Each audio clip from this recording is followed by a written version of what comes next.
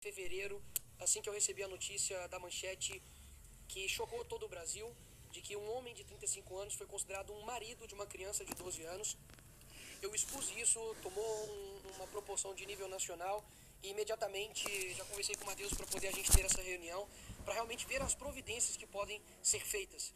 Ele me disse que já foi instaurado um processo administrativo. O fim desta punição pode ser o afastamento, né, aí deste cargo. A gente sabe que gera uma revolta absurda, principalmente nos pais, nas mães, em todos nós, porque o caso ele é extremamente atípico. É uma mãe que sabia do que estava acontecendo, um homem de 35 anos que tinha relações sexuais com uma criança de 12, ou seja, é pedofilia, a lei é muito clara com relação a isso. Ele usava drogas em frente a esta criança, inclusive tinha ali, né, uma troca de dar cestas básicas, benesses àquela mãe, de uma forma, obviamente, de criar uma alienação ali naquela criança, né, naquela vítima. E a gente precisa, né, obviamente, tomar uma providência. E esse desembargador, né, que foi o relator deste caso, outro desembargador ali daquele colegiado deu o voto de acordo e uma outra desembargadora foi contrário totalmente a este caso, mas com maioria de votos isso foi passado para frente, está indo agora, né, para a instância superior. Espero que isso seja revertido, mas a verdade é que na primeira instância tanto a mãe quanto este criminoso foi condenado a 9 anos de cadeia.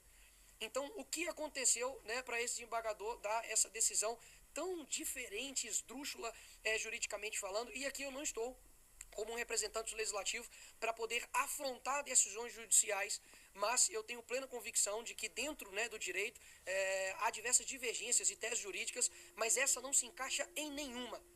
Não existe numa decisão judicial o juiz alegar que é uma normalidade na comunidade. Ora, na minha comunidade onde eu nasci também tem crianças que são escravas do tráfico, por exemplo. Você não vai condenar esses criminosos porque há uma normalidade na comunidade. Então isso é assim um absurdo sem precedentes. Na minha visão, né, como ser humano, como deputado, como pai, eu pediria uma punição ainda pior, porque vamos lá, se a pessoa que cometeu este abuso foi condenada a 9 anos, quem chancelou este abuso não deveria sofrer o que de consequência? Essa é a pergunta que a população está fazendo agora neste momento. E levei alguns novos fatos também para o presidente do Tribunal de Justiça, que diz respeito a, logo após a essa exposição deste caso, um sobrinho desse desembargador alegou um suposto abuso também quando ele era criança. E nos comentários também se houve ali uma outra moça que disse que também foi abusado enquanto estava trabalhando na casa desse desembargador. Ou seja, ele precisa sim ser punido. Matheus também me trouxe uma outra coisa que eu não sabia a respeito desse mesmo desembargador, de que ele estava, ele estava invalidado, né, ao seu trabalho pela UFOP, mas estava recebendo este salário. Ou seja, aposentadoria por invalidez, mas estava recebendo durante quantos anos? 13 anos. 13 anos o salário da UFOP. E ainda assim estava, né, trabalhando ali no colegiado da nona Câmara. Ou seja, para mim ele deve ser punido no rigor da lei, no sentido de ser afastado do cargo. Ele deve devolver o dinheiro que ele recebeu durante esses 13 anos. E para mim, agora eu falo aqui como Nicolas, sem envolver tribunal, sem envolver nenhum outro, de que para mim esse juiz ele deve ter uma punição ainda mais severa, porque não tem como alguém dar uma normalização de uma decisão esdrúxula dessa. Então foi isso que nós fizemos aqui hoje, e eu espero que realmente esse caso não se normalize aqui no nosso país, porque isso abre um precedente terrível para as crianças aqui do nosso país. Inclusive, até hoje não foi se colocado o Cadastro Nacional de Pedófilos. Nós aprovamos isso, foi sancionado e até agora o presidente Lula não operacionalizou isso. Ou seja, não está na minha mão mais. Aquilo que eu tinha que fazer como deputado federal, eu fiz, que foi votar, interceder para o aumento da pena de crimes hediondos. PT e PSOL votaram o contrário. Eu não quero colocar isso, está distante desse caso, tá? Eu não quero polarizar esse caso entre direita e esquerda, porque esse caso em específico é uma questão, sinceramente, para mim, humana. Quem tiver do lado do criminoso, um cara de 35 anos, que está abusando de uma criança de 12 anos e usando droga na frente dela e comprando a mãe dela com cesta básica, sinceramente, para mim, perdeu qualquer tipo de sanidade mental. Então eu não quero polarizar esse caso e não estou fazendo isso. Só estou te respondendo o que, no caso específico de medidas que a Câmara Federal pode fazer, nós fizemos, que foi aumento da pena para crimes hediondos. Para mim, um cara que comete um crime desse, ele não tem que sair da cadeia. Então, a única coisa que eu peço e o foco aqui hoje é punição para esse criminoso, que ele volte para a cadeia, inclusive a mãe, que foi complacente a isso, e também para que este juiz, falando aqui agora de forma institucional, que ele sofra as consequências administrativas, que ele seja afastado do cargo, mas como Nicolas Ferreira, para mim, ele tem que ser preso. Essa é a minha como Nicolas Ferreira, tá certo? Não envolvendo tribunal, não envolvendo nenhum outro, porque afinal de contas, se esses dois foram condenados a 9 anos por cometer um crime, quem chancela esse crime, não acontece nada. Então, assim, o que isso passa para a sociedade? Esse é o ponto que é principal aqui, que eu acho que deva ser levantado. Está sofrendo com dores nas articulações como coluna, joelho, tornozelo? Compre mais escovas de dentes antes de ver o que este aparelho pode fazer por você. São necessários apenas 30 segundos para obter um resultado profissional. Esta invenção revoluciona o setor odontológico, pois é considerada um método eficaz para limpar os dentes em profundidade e clareá-los.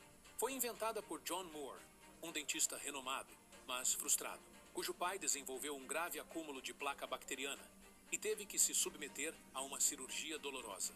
John percebeu que não existiam soluções econômicas para uso doméstico que garantissem segurança e saúde entre 2 consultas ao dentista.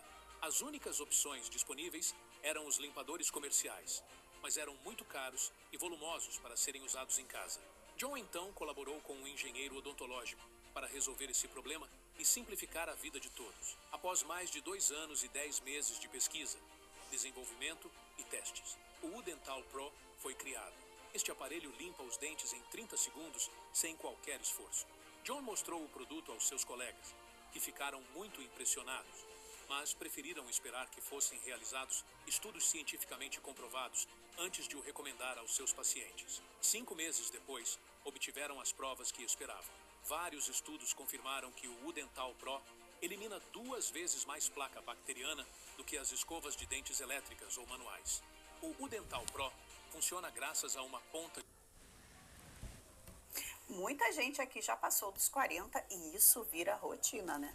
Conheça o Nutracar Flex. Ele age diretamente na sua dor, trazendo alívio imediato.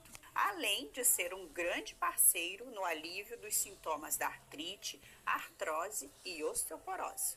Ele atua na diminuição do inchaço e inflamações, melhora a mobilidade e estimula na regeneração da cartilagem. Produto aprovado pela Anvisa. E na compra de um pote de Nutracar Flex, você levará de graça, totalmente de graça, um alívio em gel. Um avançado anestésico que penetra profundamente na pele, chegando nas articulações, oferecendo um alívio rápido. O link está aí na descrição, no primeiro comentário. Garanta logo o seu e livre-se da dor. Ministro Sebastião? Presidente, o voto já está aí. Tá, ministro Algero Schietti. Mas, assim, o que eu indago, o ministro Arthur vai manter, porque a situação aqui é bem diferente, né? Vou manter. Então, eu divido, né? Realmente, assim, a cada sessão nós avançamos